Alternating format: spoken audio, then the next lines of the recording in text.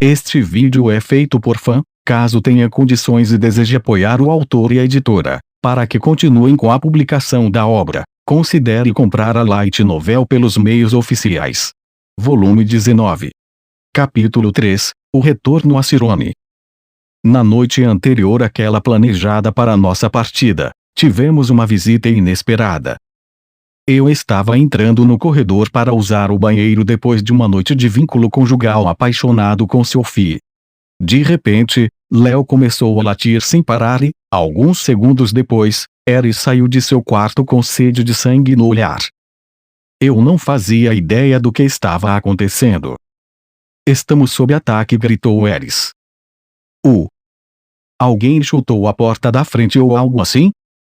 Com o coração acelerado, rastejei de volta para o meu quarto, agarrei meu cajado e uma tocha, e parei para olhar para fora da janela em busca de quaisquer sinais de perigo.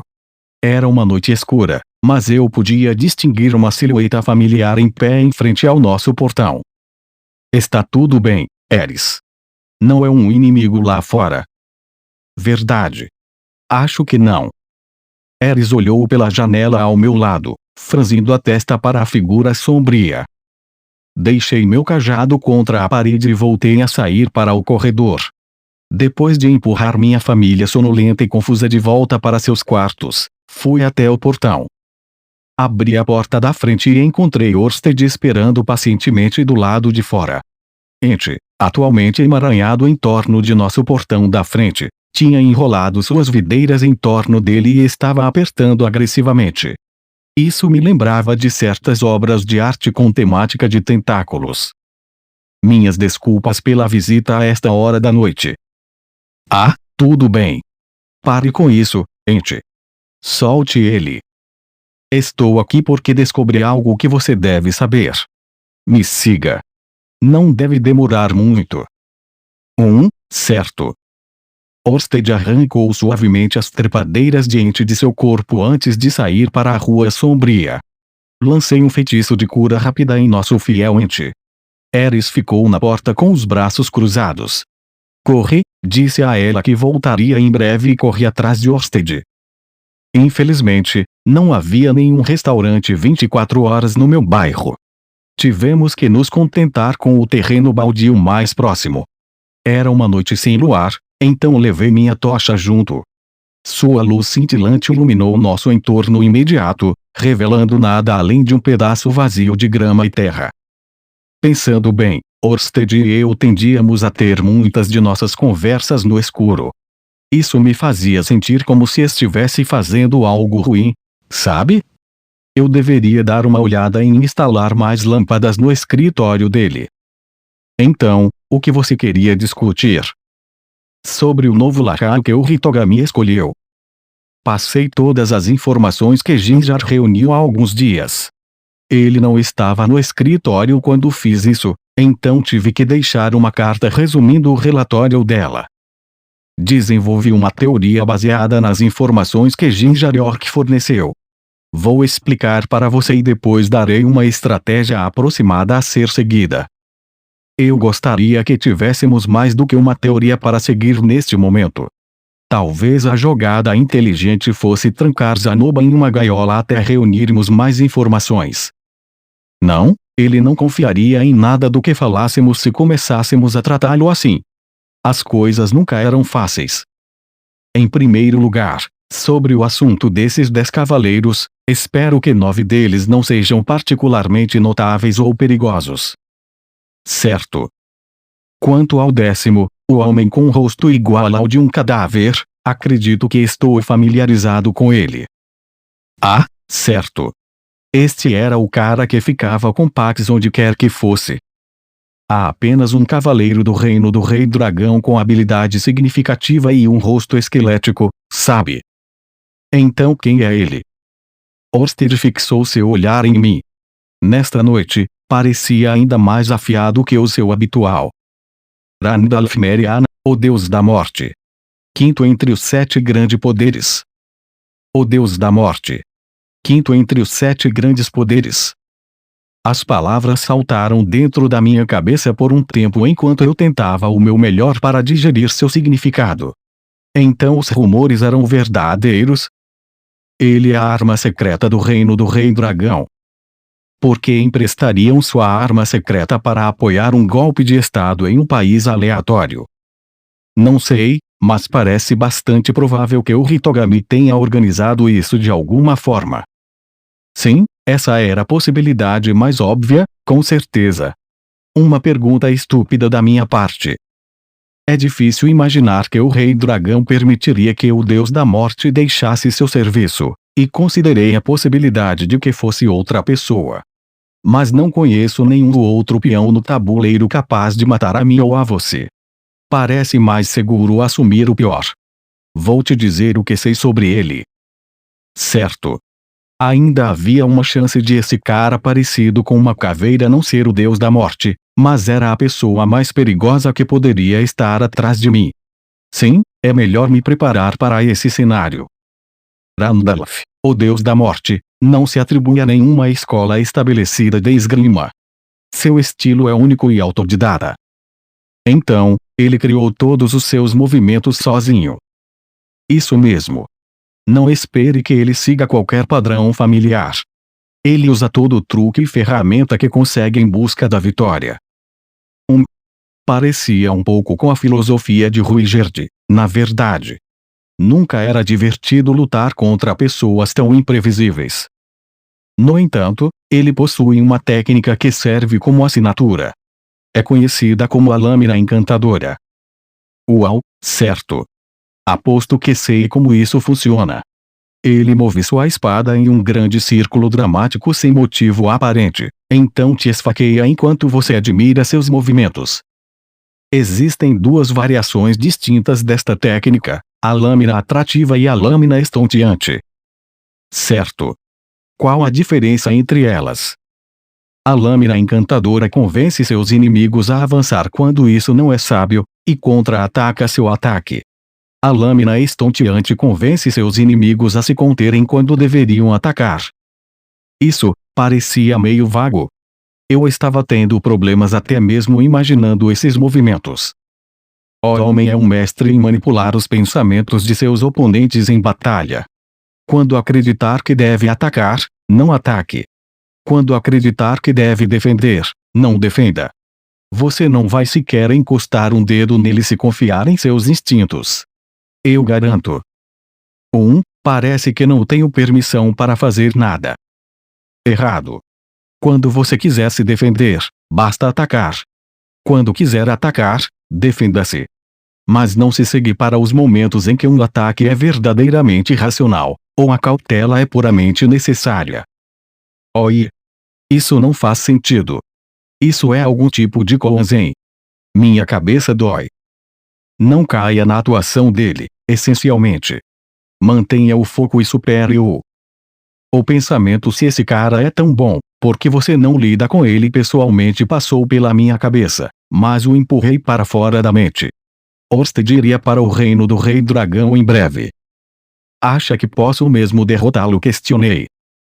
O homem é um dos grandes poderes. Como pode esperar, ele é um mestre da técnica, com inúmeras maneiras de combater a magia ofensiva. Certamente não será fácil. No entanto, ele só retornou recentemente ao campo de batalha depois de uma ausência de muitos anos. Duvido que poderia competir com os deuses dos três grandes estilos no momento.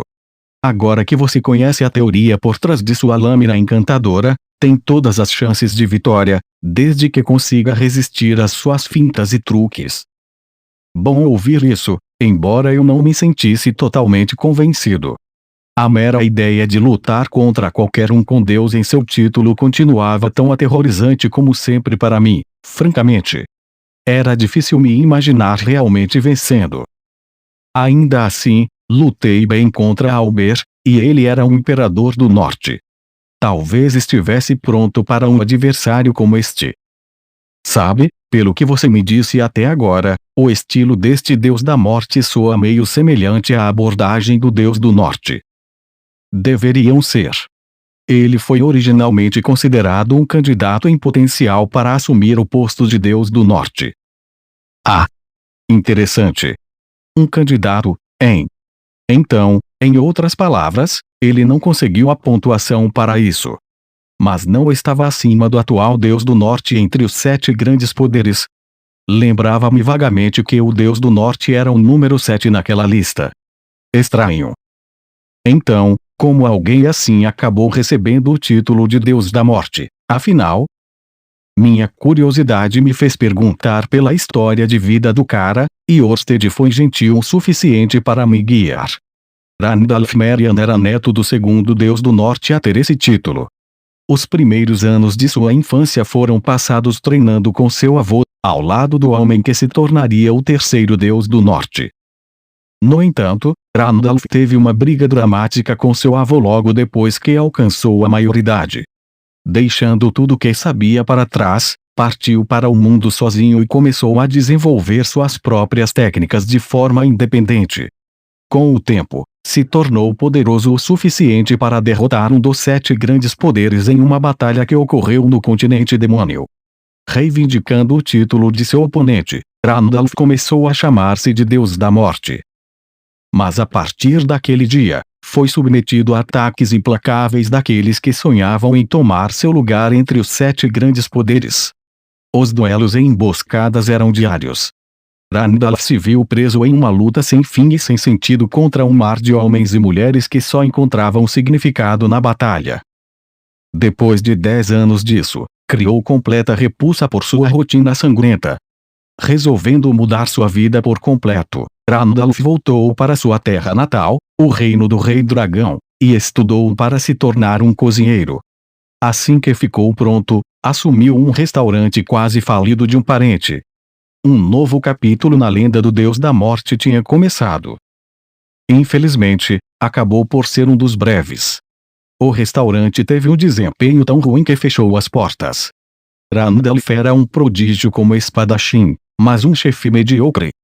Sobrecarregado com empréstimos maciços que não tinha como pagar, se viu recrutado por um general do reino do Rei Dragão e assumiu a sua atual posição como cavaleiro real.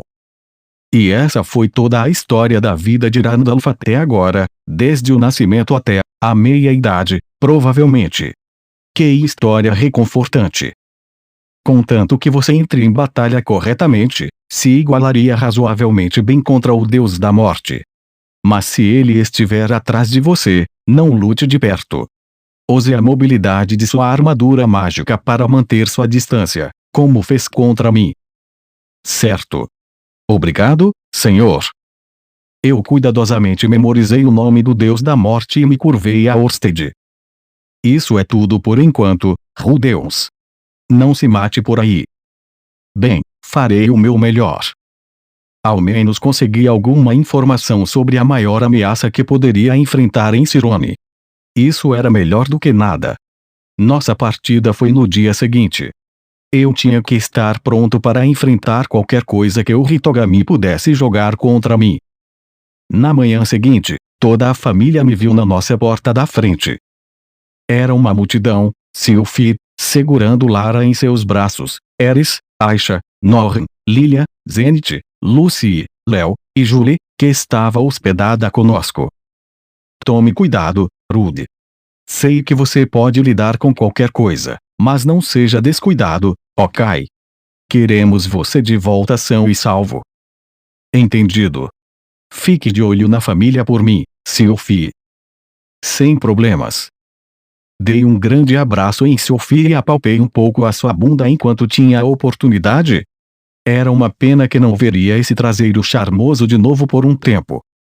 Eris, tente evitar qualquer exercício extenuante até que o bebê chegue. Tudo bem? Eu sei, eu sei. E se for uma garota, tente dar a ela um nome do qual ela não se ressinta. Já havíamos discutido isso antes, mas se tratando de Eris, era sempre bom recordar. Não era difícil imaginá-la insistindo que sua filha recém-nascida era na verdade um garoto e criando-a de acordo, quer ela gostasse ou não. Era uma configuração clássica para uma história dramática, com certeza, mas eu não estava prestes a deixar minha própria criança sofrer esse tipo de tratamento. Boa sorte lá fora, irmão querido.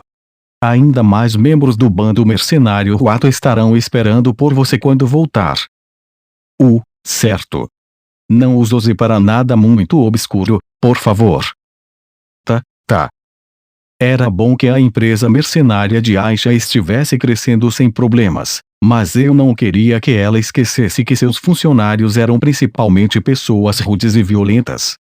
A menos que mantivesse uma mão firme no leme, o grupo poderia se transformar em um bando de bandidos fora da lei. Parecia mais seguro manter suas atividades totalmente honestas. Deus, o príncipe Zanoba foi bastante gentil comigo durante seu tempo aqui. Espero que encontre alguma maneira de fazê-lo passar por essa crise em segurança. Essa é a ideia.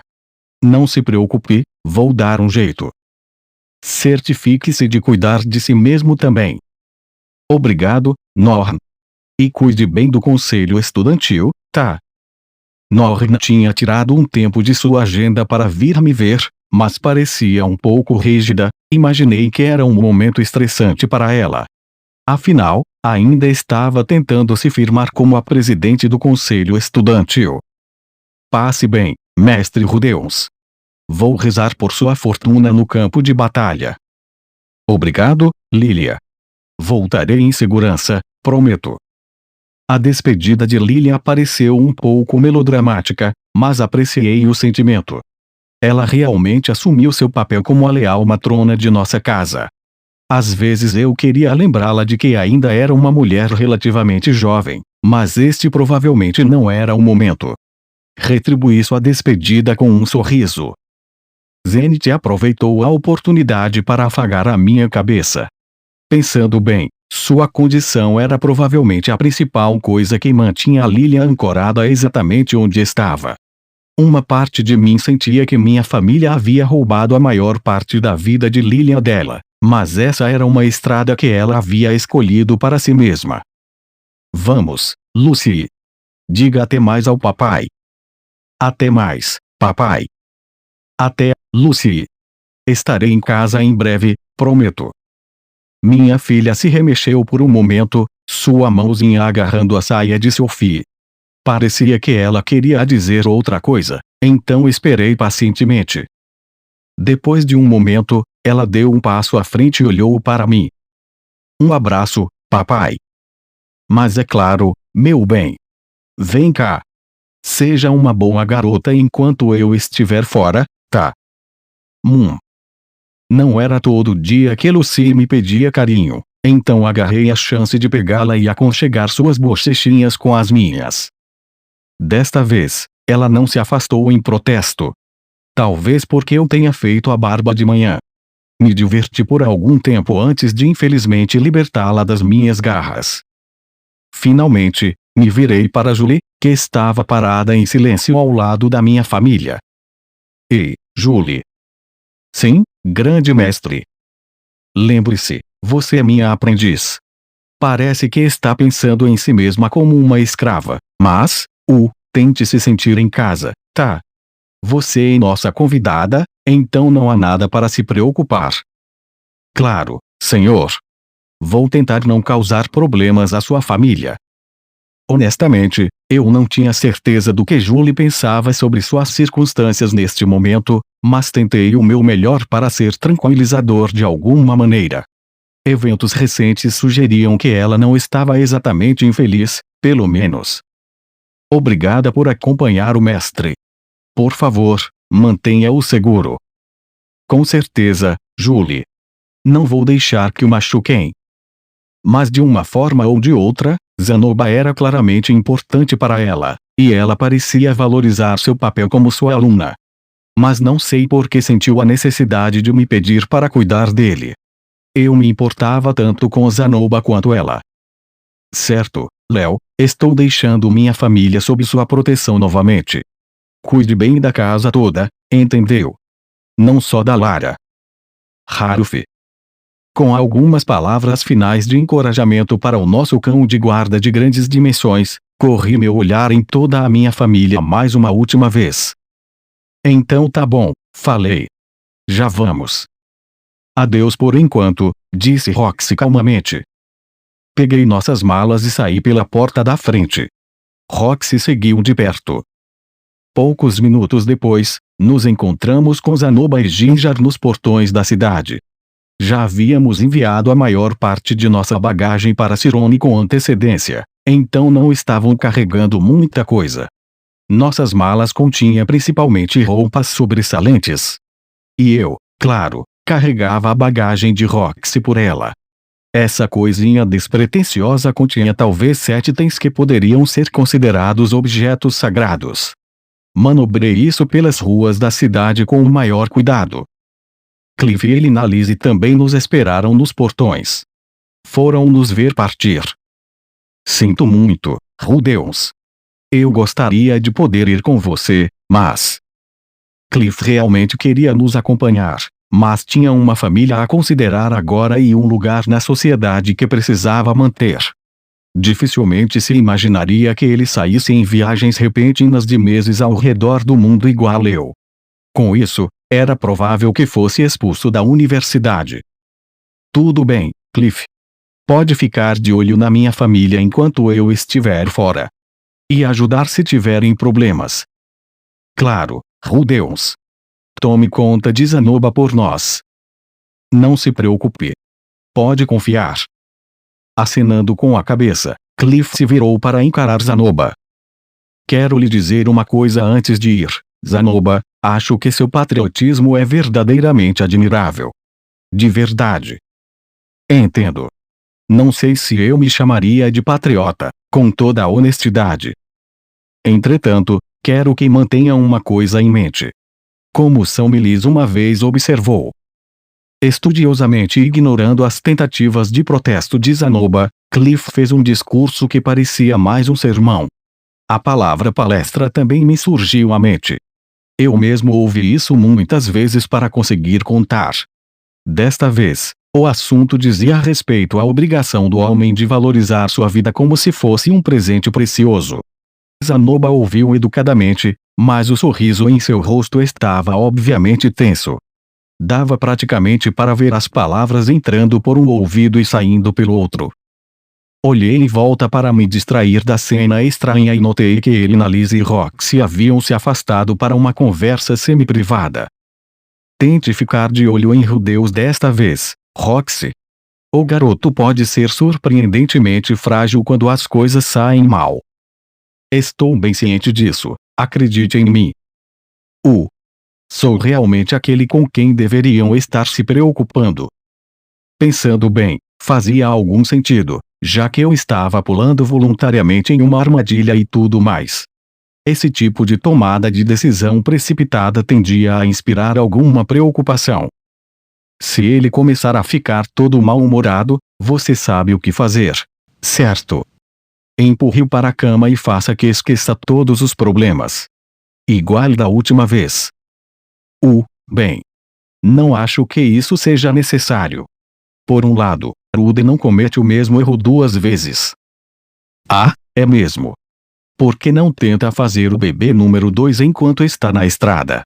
Você está amamentando no momento, não está? Esse tipo de coisa pode adicionar um pouco de emoção na cama, sabe? Tenho certeza de que Rude acharia emocionante, mas eu realmente prefiro que não. Era bom ouvir que Roxy tinha uma opinião tão boa sobre mim, mas o fato é que eu repetia regularmente até mesmo os meus erros mais estúpidos. Mesmo assim, eu teria que tentar me preparar para o pior desta vez. Não queria que Zanoba morresse, mas se ele morresse, eu seria inútil se tivesse outro colapso nervoso. Nenhum comentário sobre o resto da conversa. Elinalise estava tentando ajudar Roxy a relaxar. Provavelmente. A mulher claramente não havia mudado, apesar de sua nova posição como esposa e mãe. Todas as outras palavras que saíram da sua boca envolviam sexo. Ela seria uma péssima influência para o filho. Certo, pessoal. Acho que é melhor seguirmos nosso caminho. Certo. Não se matem por aí, entenderam? Com aquelas palavras alegres de despedida de Cliff, nós 4 deixamos a cidade de Sharia para trás. Demorou meio-dia de caminhada para chegarmos às ruínas próximas, das quais fomos para a fortaleza flutuante de Perugios. Como prometido, permitiram que Roxy nos acompanhasse desta vez. Mas Arumanfi fez uma careta visível enquanto lhe entregava o item mágico necessário, e o círculo de teletransporte do outro lado estava guardado por Silvaril e 2 outros servos a serviço de Perugius. Estavam claramente em guarda contra Roxy, por mais absurdo que isso possa parecer. Santo Deus, espero que aprecie o quão magnânimo o Lord Perugius foi em conceder esse pedido. Nenhum demônio já foi tolerado nesta fortaleza sob circunstâncias comuns. Sim, eu sei. Somos gratos pela bondade, de verdade. Tentei expressar nossa gratidão, enquanto Roxy abaixava a cabeça silenciosamente. Como uma condição de sua admissão na fortaleza flutuante, ela não tinha permissão para falar uma palavra dentro de suas fronteiras. E também foi obrigada a permanecer sob vigilância em todos os momentos, proibida de tocar em qualquer objeto no castelo, e sem direito a uma audiência com Perugius, e isso nem era tudo. Felizmente, estávamos passando brevemente, então nenhuma dessas regras foi um grande problema. Roxy havia concordado com todas elas de antemão. Dito isso, estava claramente cativada pela majestade e esplendor deste lugar. Ela olhou para o imponente castelo central igual um caipira, puxando minha manga com entusiasmo. Era uma pena que não estivéssemos autorizados a fazer um passeio, ou mesmo conversar sobre qualquer coisa específica sobre a fortaleza. Em vez de dizer qualquer coisa, coloquei a mão em seu ombro e o esfreguei carinhosamente. Ela se virou para olhar para mim por baixo da aba larga do chapéu, corando um pouco. Acho que ficou um pouco envergonhada pelo jeito que estava boquiaberta. Então Silvaril pigarreou alto, interrompendo o momento. Vamos lá, nem estávamos conversando. Se continuassem tratando Roxy dessa maneira, poderia se espalhar a notícia de que o bom rei Perugius tinha um bando de idiotas mesquinhos e grosseiros como servos. Ah, com certeza os rumores não sairiam de mim, mas minha gata e minha cachorra de estimação sempre podiam fofocar um pouco em meu nome. Aquelas duas eram assustadoramente boas nesse tipo de coisa. Por aqui, por favor. Ladeados pelos outros 2 familiares, seguimos Silvaril até os níveis subterrâneos da fortaleza. Parecia que éramos prisioneiros sendo levados para as masmorras, para ser honesto. Mas guardei o pensamento para mim. Pedimos a Perugius que permitisse a entrada de Roxy em sua casa, sabendo muito bem que ele odiava demônios no fundo do coração. Eu tinha que admitir, não entendia por que isso era tão importante para ele. Ainda assim, era óbvio que só havia feito essa exceção por causa de Zanoba. Tanto quanto nós, ele não queria que Zanoba morresse. Ei, Sr. Varil. O que foi, Senhor Deus? Pode dizer a Perugius que voltarei para agradecê-lo adequadamente por isso, assim que tiver a chance.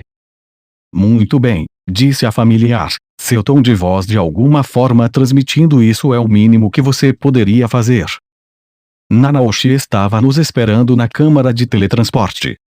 Ela estava ao lado do círculo brilhante, que já havia sido ativado há algum tempo. Tardiamente, ocorreu-me que eu não tinha dito uma palavra para ela sobre nossos planos de viagem. Ela deve ter ficado sabendo disso em algum lugar e vindo nos ver partir. Olá, Zanoba, murmurou Nanaoshi. Ouvi que você estava voltando para casa. Aparentemente, a garota não tinha descoberto o que queria dizer sobre isso. Estava remexendo com as mãos e transparecia desconforto. Zanoba caminhou até ela lentamente. Isso mesmo, senhorita Nanaoshi. Chegou a hora de voltar para minha terra natal. Uma expressão estranha passou pelo rosto de Nanaoshi, de alguma forma transmitindo inveja e tristeza real. Não tenha medo. Tenho certeza de que o dia do seu próprio retorno chegará. Ah, cara.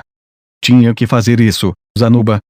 Nanaoshi não podia voltar para casa no momento, mesmo que quisesse isso desesperadamente. Pensar sobre esse fato devia ser doloroso para ela. Bem. Espero que você esteja certo, murmurou Nanaoshi. Enquanto você se recusar a desistir, eventualmente voltará. A menos que sua própria pátria desapareça. Dando um passo à frente, Zanoba passou os braços em volta de Nanaoshi e bateu suavemente nas suas costas. De minha parte, vou orar pelo seu sucesso, mesmo que deva ser de longe. Esse abraço de urso poderia ser qualificado como assédio sexual no Japão. Mas Nanaoshi não recuou ou tentou se contorcer. Depois de um momento de hesitação, ela estendeu a mão e colocou os próprios braços em volta de Zanoba. Vi lágrimas brilhando em seus olhos. Obrigada, por toda a sua ajuda, Príncipe Zanoba. Não precisa me chamar de príncipe. Ou sequer agradecer. Sempre me lembrarei com carinho dos dias que passei com você e Cliff, absortos em nossa pesquisa. Talvez eu seja aquele que tem uma dívida de gratidão com você. Pensando bem, Zanoba e Cliff só se aproximaram tanto por causa de seu trabalho com Nanaoshi. As longas horas que passaram juntos como seus assistentes definitivamente desempenharam um papel no estabelecimento de seu vínculo. Ah, cara! Eram bons tempos, não eram? Ah, por favor, fungou Nanaoshi. Você fez tanto por mim, se não fosse por sua ajuda, minha pesquisa nunca teria chegado tão longe. Talvez sim. Mas se não nos tivéssemos conhecido, eu nunca teria conhecido o Lord Perugius. Em outras palavras, é somente graças a você que posso retornar à minha terra natal tão rápida e facilmente. Digamos que estamos quites. Então? Ah! Com um estrondo alto, Zanoba finalmente libertou Nanaoshi de seu abraço. Pois bem, senhorita Nanaoshi. É improvável que nos encontremos novamente, mas cuide-se. Vou você também. Nanaoshi me lançou um olhar assustado e ansioso. Não foi difícil adivinhar o que ela estava pensando, só que é com essas despedidas finais. Quero dizer, alguma hora ele vai se teletransportar de volta para cá, não vai? Pelo menos para visitar. Balancei a cabeça com firmeza para tranquilizá-la. Esta não seria a última vez que se encontrariam, não se eu pudesse fazer algo sobre isso, de qualquer maneira. No que me dizia a respeito, Zanoba estava indo para casa para uma pequena visita, e nada mais. Bem, então, mestre Rudeus, vamos seguir nosso caminho. Por solicitação de Zanoba, nosso grupo deu um passo à frente no círculo de teletransporte. Do outro lado, emergimos no interior de um prédio em ruínas. Era uma ruína típica de teletransporte entre as muitas espalhadas por todo o mundo. Esta estrutura em particular estava escondida em uma floresta perto da fronteira oriental de Cirone. Levaria cerca de 5 dias de viagem para chegar à capital. O FF. Finalmente libertada de seu voto de silêncio, Roxy soltou um pequeno suspiro de alívio. Então curiosamente olhou para o círculo mágico sob seus pés. Esses círculos de teletransporte nunca ficam menos interessantes para mim. São peças de trabalho tão fascinantes. Acho que já estou meio acostumado com eles. Sabe, se eu pudesse aprender mais sobre o design deles, acho que poderia criar um... Espera, sério? Quer tentar? Roxy balançou a cabeça para a minha pergunta reflexiva. Não. Acho que a razão pela qual Perugius não deixa demônios entrarem em seu castelo é para evitar que nossa espécie aprenda os segredos da magia de teletransporte. Isso nos tornaria oponentes perigosos quando Laplace renascesse, eu suponho. Ele provavelmente me mataria se eu fizesse algum progresso. Isso soou bastante plausível. Pessoalmente, não acho que era a principal razão para essa regra, mas provavelmente era um fator. Eu tinha que imaginar que o próprio Laplace sabia tudo sobre teletransporte, no entanto, isso me pareceu um pouco inútil. Chega de conversa fiada, disse Zanoba. Vamos indo. Precisamos coletar nossas provisões e equipamentos, em primeiro lugar. Seguindo sua liderança, nosso grupo deixou a ruína. Fomos para uma pequena cabana fora da floresta, onde a maior parte da nossa bagagem estava nos esperando. Logo, estávamos a caminho da capital. Depois de vários longos dias na estrada, chegamos à capital, Latakia, pouco antes do pôr do sol. Quando passamos pelos portões da frente, Zanoba ficou visivelmente comovido com as vistas familiares ao seu redor. Eu mesmo senti uma pequena pontada de nostalgia.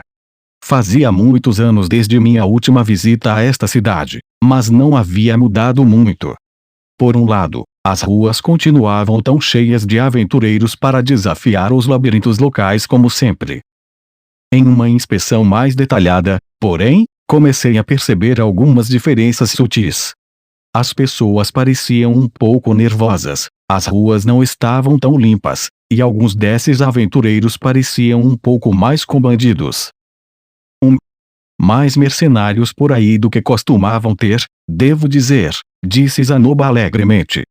Mas suponho que isso não seja surpreendente, com uma guerra no horizonte. O homem parecia quase satisfeito com isso. Eu não conseguia entender. Não tinha exatamente a sensação de que ele estava se fazendo de valente. Parece que você está de bom humor, Zanoba. Mas é claro, mestre Rudeus. Independentemente das circunstâncias, pensar em uma guerra é sempre emocionante. Você acha?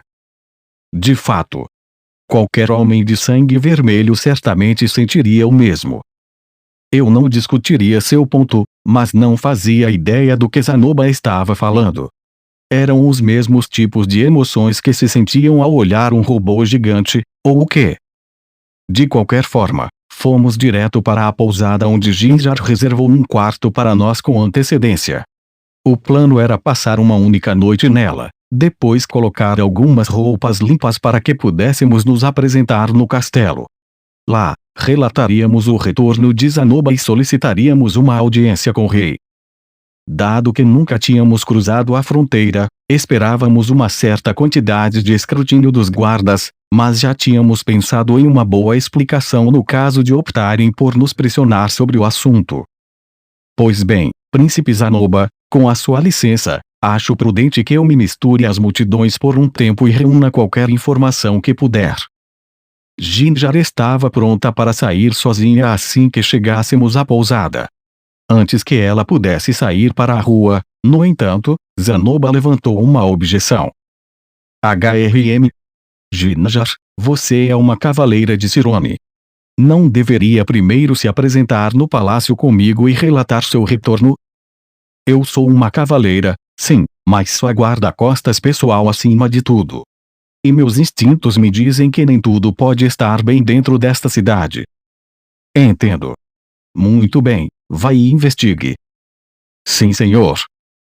Enquanto Ginjar saudava Zanoba, ela me lançou um olhar significativo. Supondo que significasse algo como fique de olho no príncipe Zanoba para mim, dei a ela um pequeno aceno de cabeça em resposta.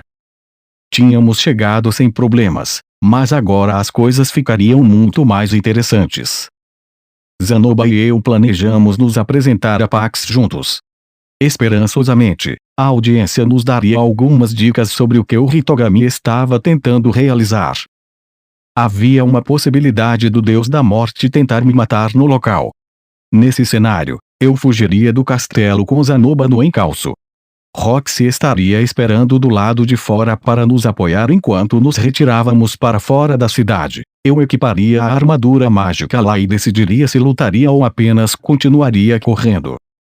Estava planejando seguir o conselho de Orsted ao pé da letra e manter distância do Deus da Morte se tivesse que lutar contra ele. Pelo som das coisas, essa técnica extravagante de lâmina encantadora não seria muito útil se fosse usar minha metralhadora a meia milha de distância. Supondo que não nos encontrássemos lutando por nossas vidas no dia seguinte, Zanoba e eu provavelmente seríamos enviados diretamente para o campo de batalha. Eu não tinha ideia de como seria uma guerra contra este país ao norte. E além de nos fazer passar por isso inteiros, precisava achar um jeito de convencer Zanoba a não ficar. Eu não tinha ideia do que poderia mudar sua mente neste momento. Nem tinha certeza de que ele reconsideraria se Pax descaradamente tentasse assassiná-lo. Bom. Tempo suficiente para se preocupar com isso depois da nossa audiência com o rei.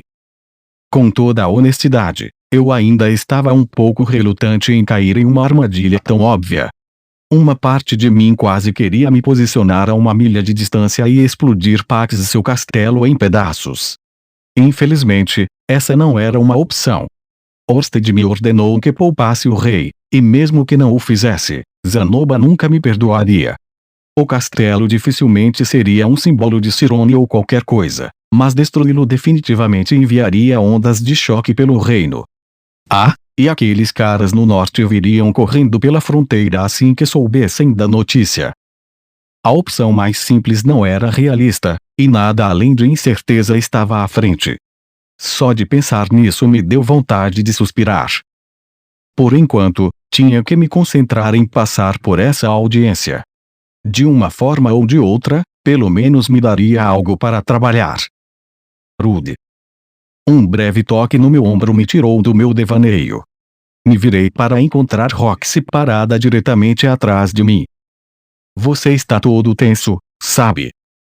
Ah! Sério? Sério. Tente deixar seu corpo relaxar um pouco, tá? Sei que você tem que ficar alerta, mas não será muito bom em uma emergência se todos os seus músculos estiverem muito rígidos para se mover. Como se quisesse enfatizar seu ponto de vista, Roxy começou a massagear meus ombros. Suas mãos eram pequenas, mas surpreendentemente fortes. Sentei lá e me deixei aproveitar por um tempo. Ela estava certa, é claro. Eu tinha que ficar solto e flexível. Enquanto me mantivesse na direção certa, poderia seguir o fluxo. No final do dia, seria o suficiente para tirar Zanoba e Roxy dessa bagunça com vida. Idealmente, Ginger e eu também faríamos isso inteiros. Esse era o meu objetivo mínimo. Nada muito complicado, certo? Sim. Isso soou bastante factível. Obrigado, Roxy. Você realmente desatou os nós. Quando me virei, encontrei Roxy olhando para mim com carinho em seus olhos sonolentos. Ah, não sei sobre isso. Se você estivesse realmente relaxado, já teria dito algo totalmente ridículo. Como o quê? Bem, vamos ver, talvez obrigado, Roxy. Não quer massagear o meu amiguinho aqui? Você também estaria abaixando as calças, isso é óbvio. Ei! Só digo esse tipo de coisa na privacidade da nossa casa. Ah, sim. Você se comporta como um animal naquela casa, não é?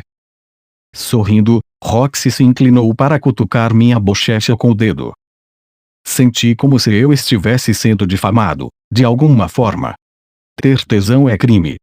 Certamente todo mundo diz algumas coisas estúpidas no quarto à noite, sob circunstâncias semelhantes. Eu não poderia ser o único. Só estou brincando, Rude. Mas parece que você relaxou um pouco. Enfim. Ah. Acho que sim.